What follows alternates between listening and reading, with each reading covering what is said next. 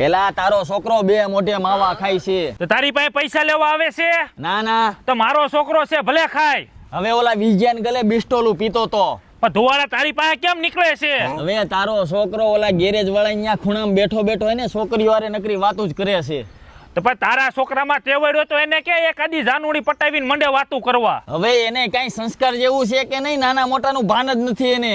આમ જો ઈ મારું લોહી છે, ગરમ જ હોય, મોઢા કોઈના સાટે નહીં, તોડી જ લે.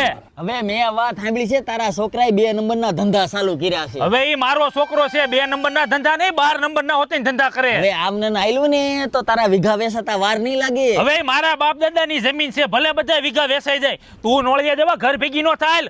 મારું દીકરું મારી પાસે ગોશ પરોણા કરવા આવે. મને તો આજ ખબર પડી કે મારા બાપા એટલા ફ્રેન્ડલી છે. ભગવાન આવા બાપા બધાયને દે. આ બાપા 1200 રૂપિયા લાવો તો. એ તો ગામ વચ્ચે મારી આબરૂના કાકરા કર્યા. આ હતું